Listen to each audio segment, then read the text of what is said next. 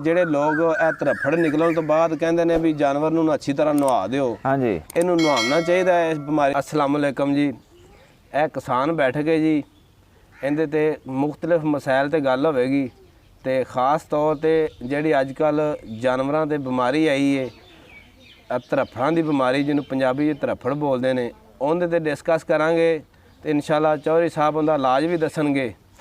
ਤੇ ਚੌਧਰੀ ਸਾਹਿਬ ਕੀ ਸੂਰਤ ਹਾਲ ਹੈ ਆਪਣੇ ਜਾਨਵਰਾਂ ਦੀ ਤੇ ਇਹਨਾਂ ਦੀ ਬਿਮਾਰੀ ਕਿਵੇਂ ਕੰਟਰੋਲ ਹੋਈ ਹੈ, ਥੋੜੀ ਜੀ ਰੋਸ਼ਨੀ ਪਾਓ ਤੇ ਜ਼ਰਾ ਸਾਨੂੰ ਵੀ ਗਾਈਡ ਕਰੋ। सब तो पहली गल तो यह है भी ये बड़ी बदकिस्मती है कि ये बीमारी आई है। ये अल्लाह पाक की तरफों कुदरती आफत है तो दुआ है अल्लाह पाक इन्हें तो ना महफूज फरमा दे, आमीन। क्योंकि ये जो डंगर माल ने ये किसान की सारी दौलत सरमाया है। हाँ जी तो बेशक। जे ये ना रहे तो किसान का बहुत बड़ा चौधरी साहब नुकसान है।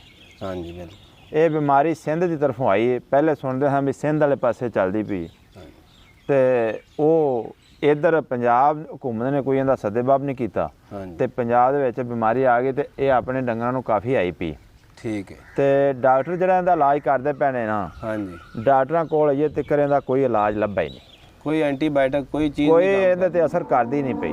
सही। हाँ असीं भी वैक्सीनां कराओ, हाँ जी असीं वैक्सीनां भी कराइयां ने, सही 8-8 हज़ार 10-10 हज़ार दियां वैलां वैक्सीनां ने लिया के सारे डंगरां नूं कराई, कोई चौधरी साहब फायदा नहीं होया। ठीक है। सीरम बाद च लओ जी, सीरम को आंदा जी बनया, हाँ जी उनका भी कोई फायदा फूदा नहीं होया। सही है। लेकिन जिन्हों अल्लाह पाक शिफा दिंदा उन्होंने स्वाह दी चुंडी तो भी दे दिंदा है। हाँ जी बेशक जी। हुण जिमींदार आपदे विचारे टोटके लाई फिरदे ने, हाँ जी वो टोटके कुछ फायदा भी दे रहे ने। ठीक है। मैं एक टोटका जिहड़ा इस्तेमाल कीता है ना, हाँ जी वो तुसीं तुहानूं मैं दस्सांगा इंशाअल्लाह इस वीडियो 'च ही, हाँ जी ज़रूर जी बिल्कुल। ते उनदा जिमींदार भरावां नूं फायदा भी होवेगा। हाँ जी ते काफ़ी लोग परेशान ने। ए मेरा भाई ये भी परेशान है, इहदे भी जानवर बीमार ने। अच्छा ए भाई ने इन्हां दे भी जानवर बीमार ने। अच्छा, तुहाडे किन्ने जानवर बीमार ने जी? 5-7। अच्छा अच्छा, तो वो सर ये आ भी ਜਿਹੜਾ ਇਹਦਾ ਥੋੜਾ फायदा हो रहा ना ਜਿਹੜੀ बीमारी तो, हाँ जी वो ये आ भी ਜਿਹੜੇ हल्दी ਤੇ कौड़ा तेल हाँ जी ਇਹ ਆਟੇ ਵਿੱਚ ਮਿਕਸ ਕਰਕੇ ਜਾਂ ਦਹੀਂ ਵਿੱਚ ਮਿਕਸ ਕਰਕੇ। ठीक है। ਕਿਉਂ ਜੀ? ਇਹ ਤਾਂ ਆਮ ਘਰ ਦੇ ਵਿੱਚੋਂ ਮਿਲ ਜਾਣ ਵਾਲੀਆਂ ਚੀਜ਼ਾਂ ਹਾਂ ਨੇ। ਮੈਂ ਦੁਬਾਰਾ ਫਿਰ ਆਪਦੇ ਨਾਜ਼ਰੀਨ ਨੂੰ ਦੱਸਾਂਗਾ ਵੀ ਇਹਦੇ ਤੋਂ ਫਾਇਦਾ ਉਠਾ ਲੈਣ। ਇਹ ਅਗਰ 2 ਟਾਈਮ ਦੇ ਸਕਦੇ ਨੇ ਤੇ 50 ਗ੍ਰਾਮ ਸਰਸੋਂ ਦਾ ਤੇਲ हाँ जी ਤੇ ਅੱਧਾ ਕਿਲੋ ਦਹੀਂ हाँ जी ਤੇ ਉਹਨੂੰ ਮਿਕਸ ਕਰਕੇ ਵਿੱਚ 3 ਚਮਚੀਆਂ ਜਾਂ 4 ਚਮਚੀਆਂ ਹਲਦੀ ਪਾ ਲੈਣੀ ਹੈ ਇੱਕ ਵੱਡੇ ਡੰਗਰ ਵਾਸਤੇ। ठीक है। ਤੇ ਆਇਓ ਭਾਈ ਜਾਨ ਬੈਠੋ ਤੁਸੀਂ ਵੀ ਆਜੋ। ਇਹਦਾ ਜੀ ਪਿੰਨੀ ਬਣਾਉਣੀ ਹੈ ਜਾਂ ਮਤਲਬ ਨਾਲਕੇ ਨਾਲ ਦੇਣਾ? ਵੇਖੋ ਇਹ ਨਾਲਕੇ ਦਾ ਇਸ਼ੂ ਆ ਜਾਂਦਾ, ਬਾਅਦ ਦਫਾ ਅਣਜਾਣ ਜ਼ਿਮੀਂਦਾਰ ਹੁੰਦਾ, ਉਹਨੂੰ ਪਤਾ ਨਹੀਂ ਹੁੰਦਾ, ਕੋਈ ਜਿਬ ਫੜ ਲੈਂਦਾ, ਕੋਈ ਐਵੇਂ ਸੜਦਾ, ਉਹ ਗਲੇ ਦੇ ਵਿੱਚ ਫੇਫੜੇ ਦੇ ਵਿੱਚ ਜਾ ਡਿੱਗਦੀ ਦਵਾਈ हाँ जी ਬਜਾਏ ਮਿਹਦੇ ਦੇ ਵਿੱਚ ਜਾਣ ਦੀ। ਜਾਨਵਰ ਪਹਿਲੇ ਬਿਮਾਰ ਤੇ ਹੁੰਦਾ ਹੈ। ਜਾਨਵਰ ਪਹਿਲੇ ਉਹਨੂੰ ਫਿਰ ਖਾਂਸੀ ਆ ਕੇ ਤੇ ਜਾਨਵਰ ਦਾ ਜਿਹੜਾ ਨਾ ਉਹਦੀ ਮੌਤ ਹੋਣ ਦਾ ਵੀ ਖਤਰਾ ਹੁੰਦਾ। ਇਸ ਲਈ ਕੋਸ਼ਿਸ਼ ਇਹ ਕਰੋ ਵੀ ਆਟੇ ਦੀ ਪਿੰਨੀ ਬਣਾ ਲਓ ठीक है। ਤੇ ਆਟੇ ਦੀ ਪਿੰਨੀ ਬਣਾ ਕੇ ਤੇ ਉਹਨੂੰ ਦੇ ਦਿਓ। ਤੇ ਇਹ 2 ਟਾਈਮ ਅਗਰ ਕਰ ਲਓ ਤਾਂ ਅੱਛੀ ਗੱਲ ਹੈ। अच्छा ਤੇ ਅਗਰ ਇਹਦੇ ਵਿੱਚ ਪੂਤਨਾ ਕੁੱਟ ਕੇ ਪਾ ਲਓ ਉਹ ਵੀ ਫਾਇਦਾ ਕਰਦਾ ਹੈ। ਅੱਛਾ ਭਾਈਜਾਨ, ਇੱਕ ਮੇਰੇ ਜ਼ਿਹਨ 'ਚ ਸਵਾਲ ਹੈ, ਜਿਹੜੇ ਲੋਕ ਇਹ ਧਰਫੜ ਨਿਕਲਣ ਤੋਂ ਬਾਅਦ ਕਹਿੰਦੇ ਨੇ ਵੀ ਜਾਨਵਰ ਨੂੰ ਅੱਛੀ ਤਰ੍ਹਾਂ ਨਵਾ ਦਿਓ, ਹਾਂਜੀ, ਇਹਨੂੰ ਨਵਾਉਣਾ ਚਾਹੀਦਾ ਹੈ ਇਸ ਬਿਮਾਰੀ ਦੇ ਵਿੱਚ ਜਾਂ ਨਹੀਂ ਨਹੀਂ ਨਵਾਉਣਾ? ਇਹਨੂੰ ਨਹਾਉਣਾ ਨਹੀਂ ਚਾਹੀਦਾ। ਠੀਕ ਅਗਰ ਇਹਨੂੰ ਕਦੀ ਜ਼ਿਆਦਾ ਗੰਦਾ ਹੋ ਜਾਵੇ ਤਾਂ ਨਹਾਉਣਾ ਤੇ ਫਿਰ ਡਿਟੋਲ ਵਾਲਾ ਪਾਣੀ ਪਾ ਕੇ ਨਾ ਜੀ, ਠੀਕ ਹੈ। ਜਾਂ ਹੋਰ ਦੂਸਰੀ ਚੀਜ਼ਾਂ ਹੈਗੀਆਂ ਨੇ ਐਂਟੀਸੈਪਟਿਕ, ਹਾਂਜੀ ਉਹ ਚੀਜ਼ਾਂ ਪਾ ਕੇ ਤੇ ਇਹਨੂੰ ਨਹਾਉਣਾ ਹੈ। ਐਵੇਂ ਨਹੀਂ ਝੱਟ ਪਿੱਛੋਂ ਪੈਪ ਲਾ ਕੇ ਨਹਾਈ ਰੱਖਣਾ, ਕਿਉਂ ਇਹ ਨਮੀ ਦੀ ਵਜ੍ਹਾ ਤੋਂ ਵੀ ਜ਼ਿਆਦਾ ਬਿਮਾਰੀ ਆ ਜਾਂਦੀ ਹੈ ਮੌਸਮ ਬਰਸਾਤ ਮਤਲਬ 'ਚ। ਇਹਨੂੰ ਅਗਰ ਜਦੋਂ ਨਵਾਉਣਾ ਹੈ ਇਹਨੂੰ ਹੱਥ ਨਾਲ ਨਵਾ ਸਕਦਾ ਕਿ ਹੱਥ? ਨਹੀਂ ਨਹੀਂ, ਹੱਥ ਹੁੱਥ ਨਹੀਂ ਲਾਉਣਾ, ਇਹਨੂੰ ਪੈਪ ਨਾਲ ਨਵਾ ਦੇਣਾ, ਪਾਣੀ ਪੰਪ ਦਾ ਪੈਪ ਲਾ ਕੇ ਤੇ ਇਹਨੂੰ ਨਵਾ ਦੇਣਾ। ਉਹ ਵੀ ਉੱਤੋਂ ਸਫਾਈ ਕਰਕੇ ਤੇ ਇਹਨੂੰ ਤੁਆ ਕੇ ਦਵਾਈ ਲਾਉਣ ਵਾਲੇ ਬਣੋ।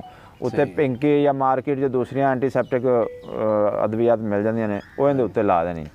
ਲੇਕਿਨ ਜਿਹੜੀ ਸਭ ਤੋਂ ਵੱਡੀ ਪਰੇਸ਼ਾਨੀ ਵਾਲੀ ਗੱਲ ਹੈ ਭਾਈ ਅਸਫਰ ਸਾਹਿਬ, ਹਾਂਜੀ ਉਹ ਇਹ ਆ ਕਿ ਸਾਡੀਆਂ ਜਿਹੜੇ ਹੁਕਮਰਾਨ ਨੇ, ਹਾਂਜੀ ਉਹ ਚਾਹੇ ਪੰਜਾਬ ਗੌਰਮੈਂਟ ਦੇ ਹੁਕਮਰਾਨ ਨੇ, ਚਾਹੇ ਉਹ ਵਫਾਕੀ ਹੁਕਮਰਾਨ ਨੇ, ਹਾਂਜੀ ਉਹਨਾਂ ਨੇ ਆਪਣੇ ਉਹ ਸਾਰੇ ਅਖਾੜੇ ਲਾਈ ਰੱਖਦੇ ਨੇ ਹਾਂਜੀ ਵੀ ਉਹਨੂੰ ਕਿਵੇਂ ਗਿਰਾਉਣਾ ਤੇ ਉਹਨੂੰ ਕਿਵੇਂ ਬਣਾਉਣਾ ਤੇ ਉਹਨੂੰ ਵਜ਼ੀਰ ਆਲਾ ਕਿਵੇਂ ਬਣਾਉਣਾ, ਤੇ ਉਹ ਸਾਰੇ ਗੱਠ ਜੋੜ ਸਾਰਾ ਦਿਨ ਇਹ ਚੱਲਦੀਆਂ ਰਹਿੰਦੀਆਂ ਨੇ ਮਹਿਫਲਾਂ ਤੇ ਮਜਲਸਾਂ। ਹਾਂਜੀ ਲੇਕਿਨ ਬਦਕਿਸਮਤੀ ਸਾਡੇ ਮੁਲਕ ਦੀ ਇਹ ਆ ਹਾਂਜੀ ਕਿ ਇਹ ਸਾਰੇ ਸਿਆਸਤਦਾਨ ਜੁੜ ਕੇ ਤੇ ਇਹ ਆਪਦਾ ਸਿਰ ਜੋੜਨ ਵੀ ਐਡੀ ਵੱਡੀ ਬਿਮਾਰੀ, ਐਡੀ ਵੱਡੀ ਕੁਦਰਤੀ ਆਫਤ ਆਈ ਪਈ ਹੈ। ਹਾਂਜੀ ਤੇ ਇਹਦੇ ਤੇ ਅਸੀਂ ਕੋਈ ਸੱਦੇਬਾਬ ਕਰੀਏ, ਕੋਈ ਬਾਹਰੋਂ ਡਾਕਟਰ ਮੰਗਾਈਏ, ਜੇ ਤੁਹਾਡੀ ਸਮਝ ਨਹੀਂ ਆਉਂਦਾ ਪਿਆ ਜਾਂ ਜਿਹੜੇ ਜ਼ਿਲ੍ਹਿਆਂ ਦੇ ਵਿੱਚ ਇਹ ਬਿਮਾਰੀ ਨਹੀਂ ਹੈਗੀ ਹਾਂਜੀ। ਉਹਨਾਂ ਦੇ ਡਾਕਟਰ ਲਿਆ ਕੇ ਇੱਧਰ ਹੰਗਾਮੀ ਕੈਂਪ ਲੱਗਣ ਹਾਂਜੀ ਤੇ ਉਹ ਕੋਈ ਡਾਕਟਰ ਇਕੱਠੇ ਹੋ ਕੇ ਕੋਈ ਸਾਇੰਸਦਾਨ ਇਕੱਠੇ ਹੋ ਕੇ ਇਹਦੀ ਵੈਕਸੀਨ ਤਿਆਰ ਕਰਨ ਬਿਲਕੁਲ ਜੀ ਬਿਲਕੁਲ। ਤੇ ਜਿਹੜਾ ਇਹਦੇ ਨਾਲ ਫਾਇਦਾ ਹੋਵੇ, ਲੇਕਿਨ ਉਹਨਾਂ ਨੂੰ ਆਪਣੇ ਕੰਮਾਂ ਦੀ ਫੁਰਸਤ ਨਹੀਂ ਹੈਗੀ।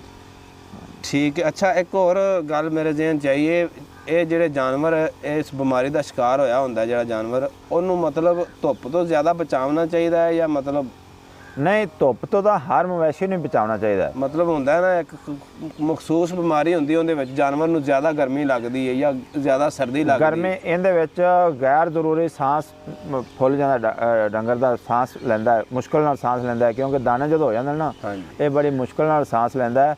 ਸਵੇਰ ਦੇ ਟਾਈਮ ਤੇ ਅਗਰ ਥੋੜੀ ਬਹੁਤ ਧੁੱਪ ਨੂੰ ਲੱਗ ਜਾਂਦੀ ਤੇ ਕੋਈ ਮਸਲਾ ਨਹੀਂ, ਜਾਂ ਸੈਂਗਣ ਟਾਈਮ ਥੋੜੀ ਬਹੁਤ ਧੁੱਪ ਲੱਗ ਜਾਂਦੀ ਤੇ ਕੋਈ ਮਸਲਾ ਨਹੀਂ, ਹਾਂਜੀ। ਲੇਕਿਨ ਜਿਹੜੀ ਦੁਪਹਿਰ ਵਾਲੀ ਧੁੱਪ ਹੈ ਉਹ ਇਹਨੂੰ ਨਹੀਂ ਲੱਗਣ ਦੇਣੀ। ਇੱਕ ਹੋਰ ਬੜੀ ਅਹਿਮ ਗੱਲ ਹੈ, ਇਹ ਵਾਇਰਲ ਬਿਮਾਰੀ ਹੈ, ਮਤਲਬ ਇੱਕ ਜਾਨਵਰ ਨੂੰ ਬਿਮਾਰੀ ਅਗਰ ਹੋ ਜਾਂਦੀ ਹੈ, ਤੁਹਾਡੇ ਕਿਸੇ ਇੱਕ ਜਾਨਵਰ ਨੂੰ ਹੋ ਜਾਂਦੀ ਹੈ, ਉਹਨੂੰ ਦੂਸਰੇ ਜਾਨਵਰਾਂ ਤੋਂ ਅਲੱਗਾ ਕਰ ਦੇਣਾ ਚਾਹੀਦਾ ਜਾਂ ਮਤਲਬ ਉਹਨਾਂ ਦੇ ਨਾਲ ਹੀ ਉਹ ਪੱਠੇ ਖਾਂਦਾ ਰਹੇ, ਕੋਈ ਮਸਲਾ ਅਲੱਗਾ ਕਰ ਦੇਣਾ ਚਾਹੀਦਾ ਹੈ। ਇਹ ਬੜੀ ਅੱਛੀ ਗੱਲ ਹੈ। ਛੂਤ ਜਿਵੇਂ ਆਪਣਾ ਪਿੰਡਾਂ ਵਿੱਚ ਪਹਿਲੇ ਬੰਦਿਆਂ ਨੂੰ ਖੁਰਕ ਪੈ ਜਾਂਦੀ ਹੁੰਦੀ ਸੀ, ਹਾਂਜੀ। ਇੱਕ ਤੋਂ ਦੂਸਰੇ ਨੂੰ ਪੈ ਜਾਂਦੀ, ਦੂਸਰੇ ਤੀਸਰੇ, ਇਹ ਇਸ ਤਰ੍ਹਾਂ ਇਹ ਛੂਤ ਦੀ ਬਿਮਾਰੀ। ਸਹੀ। ਹਾਂਜੀ ਹਾਂਜੀ, ਕਿਸੇ ਭਾਈ ਦੇ ਜ਼ਿਹਨ ਵਿੱਚ ਹੋਰ ਕੋਈ ਸਵਾਲ ਹੈਗਾ ਤਾਂ ਪੁੱਛ ਲਓ। ਤੇ ਮੈਂ ਤਾਂ ਸਾਰਿਆਂ ਨੂੰ ਇਹ ਦੱਸਾਂਗਾ ਵੀ ਤੁਸੀਂ ਨਾ ਦੇਸੀ ਚੀਜ਼ਾਂ ਦਿਆ ਦਿਓ। ਸਾਰੇ ਡਾਕਟਰਾਂ ਨੇ ਹੱਥ ਖੜੇ ਕਰ ਦਿੱਤੇ ਚੌਧਰੀ ਅਸਗਰ ਸਾਹਿਬ, ਤੁਸੀਂ ਹੈਰਾਨ ਹੋਵੋਗੇ। ਕੋਈ ਵੀ ਡਾਕਟਰ ਨਹੀਂ ਕਹਿ ਰਿਹਾ ਕਿ ਮੈਂ ਦਾ ਇਲਾਜ ਕਰ। ਸਾਰੇ ਡਾਕਟਰਾਂ ਨੇ ਹੱਥ ਖੜੇ ਕਰ ਦਿੱਤੇ, ਉਹਨਾਂ ਨੇ ਜੀ ਸਾਡੀ ਸਮਝ ਆਈਏ ਤੇ ਕਰਨ ਦਾ ਕੋਈ ਇਲਾਜ ਨਹੀਂ ਹੈ। ਅੱਛਾ ਸਰ, ਇਹ ਜਿਹੜੀ ਖੁਰਲੀ ਦੇ ਵਿੱਚ ਦਰਾੜਾਂ ਹੁੰਦੀਆਂ ਨੇ, ਮਤਲਬ ਖੁਰਲੀ ਅੱਛੀ ਤਰ੍ਹਾਂ ਪਲਸਤਰ ਨਹੀਂ ਹੋਈ ਹੁੰਦੀ ਜਾਂ ਕੱਚੀਆਂ ਲਿੰਬੀਆਂ ਨਹੀਂ ਹੁੰਦੀਆਂ, ਹਾਂਜੀ, ਉਹਦੇ ਤੋਂ ਵੀ ਕੋਈ ਮਸਾਇਲ ਬਣਦੇ ਚਿਚੜੀ ਦੇ ਜਾਂ ਇਹਦੇ ਤੋਂ ਥੋੜੀ ਰੋਸ਼ਨੀ ਪਾਓ। ਇਹ ਬਿਲਕੁਲ ਤੁਸੀਂ ਬਹੁਤ ਅੱਛਾ ਸਵਾਲ ਕੀਤਾ ਹੈ। ਇਹ ਸਾਡਾ ਬੜਾ ਅਲਮੀਆ ਹੈ ਕਿ ਖੁਰਲੀਆਂ ਦੇ ਵਿੱਚ ਵੀ ਐਸੇ ਜਰਾਸੀਮ, ਚਿਚੜੀ ਜਾਂ ਕੀੜੇ ਜੁੜ ਜਾਂਦੇ ਨੇ, ਉਹਨਾਂ ਦੀ ਵਜ੍ਹਾ ਤੋਂ ਪ੍ਰੋਬਲਮ ਆ ਜਾਂਦੀ ਹੈ। ਲੇਕਿਨ ਜਿਹੜੀ ਉਹਦੇ ਵਾਸਤੇ ਜਿਹੜੀ ਦਵਾਈ ਹੈ ਨਾ, ਇੱਕ ਦਵਾਈ ਐਵਰਮੈਕਟਨ ਆਉਂਦੀ ਹੈ, ਹਾਂਜੀ, ਉਹਦਾ ਡੰਗਰ ਨੂੰ ਇੱਕ ਟੀਕਾ ਲਾ ਦੇਣਾ ਚਾਹੀਦਾ ਮਹੀਨੇ ਬਾਅਦ। ਹਾਂਜੀ, ਉਹ ਵੀ ਅੱਛੀ ਗੱਲ ਹੈ। ਜਾਂ ਸੀਗਾਵਾਨ ਜਾਂ ਨੀਗਾਵਾਨ ਦੇ ਨਾਂ ਤੋਂ ਸਪਰੇਵਾਂ ਆ ਜਾਂਦੀਆਂ ਨੇ, ਉਹ ਤੁਸੀਂ ਸੋਲ੍ਹਾਂ ਦੇ ਉੱਤੇ ਆਪਦੀਆਂ ਖੁਰਲੀਆਂ ਦੇ ਵਿੱਚ ਸਪਰੇਵਾਂ ਕਰਨੀਆਂ ਨੇ। ਅੱਛਾ, ਇੱਕ ਆਮ ਤੌਰ ਤੇ ਨਾ ਇੱਕ ਦਵਾਈ ਹੁੰਦੀ ਹੈ, ਉਹਦੇ ਚਿਚੜਾਂ ਵਾਸਤੇ ਕਿਸੇ ਜਾਨਵਰ ਨੂੰ ਲਾਉਂਦੇ ਨੇ ਤੇ ਉਹ ਦੁੱਧ ਸੁਕਾ ਜਾਂਦਾ ਹੈ। ਹਾਂਜੀ, ਤੇ ਉਹਦਾ ਮਤਲਬ ਕੋਈ ਦਵਾਈ ਹੌਲੀ ਭਾਰੀ ਹੁੰਦੀ ਹੈ, ਅੱਛੀ ਕੁਆਲਿਟੀ ਦੀ ਹੁੰਦੀ ਹੈ ਕੋਈ, ਉਹ ਜ਼ਰਾ ਦੱਸਣਾ ਥੋੜਾ। ਨਹੀਂ, ਉਹ ਇੰਜੇ ਵੀ ਉਹ ਤੁਹਾਡੀ ਗੱਲ ਠੀਕ ਹੈ। ਹਲਕੀਆਂ ਦਵਾਈਆਂ ਵੀ ਮਾਰਕੀਟ 'ਚ ਅਵੇਲੇਬਲ ਨੇ, ਲੇਕਿਨ ਤੁਸੀਂ ਕੋਸ਼ਿਸ਼ ਕਰੋ ਕੋਈ ਇੰਪੋਰਟਡ ਚੀਜ਼ ਜਾਂ ਕਿਸੇ ਅੱਛੇ ਡਾਕਟਰ ਕੋਲੋਂ ਮਸ਼ਵਰਾ ਕਰਕੇ ਤੋਂ ਟੀਕਾ ਲਵਾਉਣੇ ਚਾਹੀਦੇ ਨੇ, ਤਾਂ ਕਿ ਉਹਨਾਂ ਨੂੰ ਫਾਇਦਾ ਹੋਣ ਦੀ, ਨੁਕਸਾਨ ਹੋਣ ਦੀ ਬਜਾਏ ਫਾਇਦਾ ਹੋਵੇ, ਬਿਲਕੁਲ ਕਿਤੇ ਨੁਕਸਾਨ ਨਾ ਹੋ ਜਾਵੇ। ਹਾਂਜੀ, ਤੇ ਇਹ ਮਸਲਾ ਹੈ। ਤੇ ਚੋਲਣ ਡੰਗਰ ਆਪਣੇ ਕੋ ਨਹੀਂ, ਤੇ ਟਾਈਮ ਨਾਲ ਡੰਗਰ ਚੋਲਿਆ ਕਰੋ। ਤੇ ਦੂਸਰਾ ਉਹ ਜਿਹੜੇ ਆਪਣੇ ਜਾਨਵਰ ਉਹਨਾਂ ਨੂੰ ਦਾਣਾ ਛਾਣਾ ਪਾ ਦਿੱਤਾ। ਅੱਛਾ ਅੱਛਾ, ਲੋ ਸਰ, ਕਿਉਂ ਤੁਸੀਂ ਘਰ ਦੇ ਭੇਜੇ ਖੱਡੀ ਖੱਡਾ ਖੇਡਦੇ ਪਏ? ਅੱਛਾ ਅੱਛਾ, ਚਲੋ ਜੀ, ਉਹਨਾਂ ਨੂੰ ਕੀ ਲੱਗੇ ਜੀ? ਹਾਂ, ਉਹ ਤਾਂ ਉਹਨਾਂ ਹਾਂ, ਆਪਦੀ ਮਸਤੀ ਜੀ ਨੇ, ਮਸਤੀ 'ਚ ਲੱਗੇ ਨੇ। ਹਾਂਜੀ, ਲੇਕਿਨ ਆਖਰ ਤੇ ਮੈਂ ਦੁਆ ਕਰਾਂਗਾ ਸਾਰੇ ਭਾਈਆਂ ਅੱਗੇ, ਸਾਰੇ ਭਾਈ ਦੁਆ ਕਰਨ ਅੱਲਾਹ ਪਾਕ ਅੱਗੇ ਵੀ ਅੱਲਾਹ ਪਾਕ ਇਸ ਬਿਮਾਰੀ ਤੋਂ ਮਹਿਫੂਜ਼ ਫਰਮਾਵੇ। ਬੇਸ਼ੱਕ ਜੀ, ਕਿਸਾਨ ਦੀ ਤਾਂ ਪਹਿਲੀ ਬੁਰੀ ਹਾਲਤ ਹੋਈ ਪਈ ਹੈ। ਬਿਜਲੀ ਮਹਿੰਗੀ, ਤੇਲ ਮਹਿੰਗਾ, ਖਾਦਾਂ ਮਹਿੰਗੀਆਂ, ਸਪਰੇਵਾਂ ਮਹਿੰਗੀਆਂ, ਕਿਸਾਨ ਤਾਂ ਪਹਿਲੇ ਪੀਸ ਚੁੱਕਿਆ, ਪਹਿਲੇ ਪੀਸਿਆ ਹੋਇਆ। ਤੇ ਲੇਕਿਨ ਮੇਰੀ ਇਸ ਹਕੂਮਤ ਅੱਗੇ ਵੀ ਗੁਜ਼ਾਰਿਸ਼ ਹੈ ਕਿ ਇਹਦੇ ਤੇ ਹੰਗਾਮੀ ਬੁਨਿਆਦਾਂ ਤੇ ਇਹਦੇ ਤੇ ਕੋਈ ਸੱਦੇਬਾਬ ਕੀਤਾ ਜਾਏ। ਲੰਪੀ ਸਕਿਨ, ਇਹ ਜਿਹੜੀ ਤਰਫਣ ਵਾਲੀ ਬਿਮਾਰੀ ਹੈ ਨਾ, ਇਹਦੇ ਤੇ ਹੰਗਾਮੀ ਬੁਨਿਆਦਾਂ ਤੇ ਕੋਈ ਸੱਦੇਬਾਬ ਕਰਕੇ ਤੇ ਸਿਰ ਜੋੜਿਆ ਜਾਏ। ਮੈਂ ਇੱਕ ਗੱਲ ਤੁਹਾਨੂੰ ਦੱਸਣੀ ਭੁੱਲ ਗਿਆ ਭਾਈ ਜਾਨ, ਹਾਂਜੀ, ਇਹ ਲੰਪੀ ਸਕਿਨ ਦੇ ਹਵਾਲੇ ਨਾਲ। ਮੈਂ ਵੀ ਇੱਕ ਗੱਲ ਭੁੱਲ ਗਿਆ, ਇਹ ਨਾ ਜਿੰਨੇ ਨਵੇਂ ਦੋਸਤ ਆਏ ਨੇ ਨਾ, ਮੇਰੇ ਚੈਨਲ ਨੂੰ ਸਬਸਕ੍ਰਾਈਬ ਕਰ ਦੇਣ। ਬਿਲਕੁਲ ਅੱਛੀ ਤੇ ਇਨਫੋਰਮੇਸ਼ਨ ਵਾਲੀਆਂ ਵੀਡੀਓ ਤੁਹਾਨੂੰ ਮਿਲਣਗੀਆਂ। ਇੱਧਰ ਆ ਜੀ ਚੌਧਰੀ ਸਾਹਿਬ।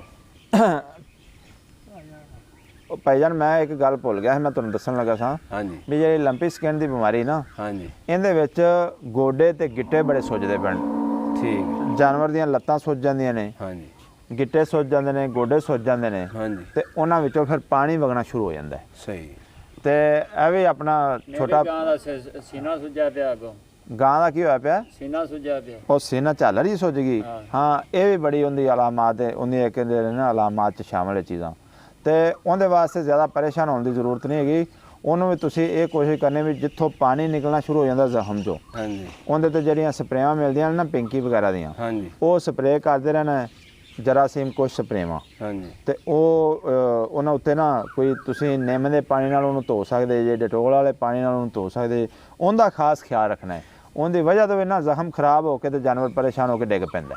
ਇੱਕ ਤਾਂ ਤਰਫੜ ਨਿਕਲਦੇ ਨੇ, ਹਾਂਜੀ, ਉਸ ਤੋਂ ਇਲਾਵਾ ਵੀ ਕੋਈ ਸੁੱਜ ਜਾਂਦਾ, ਮਤਲਬ ਜਿਸ ਹਾਂਜੀ, ਆ ਪੂਰੀ ਝਾਲਰ ਸੁੱਜ ਜਾਂਦੀ ਹੈ, ਲੱਤਾਂ ਸੁੱਜ ਜਾਂਦੀਆਂ ਨੇ, ਗਿੱਟੇ ਸੁੱਜ ਜਾਂਦੇ ਨੇ। ਤੇ ਜਾਨਵਰਾਂ ਦੀ ਵਜ੍ਹਾ ਤੋਂ ਫਿਰ ਬੜਾ ਪਰੇਸ਼ਾਨ ਹੋ ਜਾਂਦਾ ਤੇ ਜਾਨਵਰ ਡਿੱਗ ਪੈਂਦਾ ਹੈ। ਫਿਰ ਉਹਦੇ ਕੋਲ ਖੜਾ ਨਹੀਂ ਹੋਇਆ ਜਾਂਦਾ ਲੱਤਾਂ ਦੀ ਵਜ੍ਹਾ ਤੋਂ। ਇਨਸ਼ਾਅੱਲਾ ਜੀ ਅਸੀਂ ਤੁਹਾਡੇ ਵਾਸਤੇ ਨਵੇਂ ਇਸ਼ੂ ਤੇ ਗੱਲ ਕਰਾਂਗੇ ਤੇ ਮਸਲੇ ਮਸਾਇਲ ਤੇ ਗੱਲ ਕਰਾਂਗੇ ਜਿੰਦੇ ਨਾਲ ਤੁਹਾਨੂੰ ਵੀ ਫਾਇਦਾ ਹੋਵੇਗਾ, ਸਾਰੀ ਆਵਾਮ ਨੂੰ ਫਾਇਦਾ ਹੋਵੇਗਾ ਤੇ ਸਾਨੂੰ ਵੀ ਫਾਇਦਾ ਹੋਵੇਗਾ। ਬਹੁਤ ਸ਼ੁਕਰੀਆ ਜਨਾਬ, ਬਹੁਤ ਸ਼ੁਕਰੀਆ, ਅੱਲਾਹ ਹਾਫਿਜ਼। ਮਿਹਰਬਾਨੀ।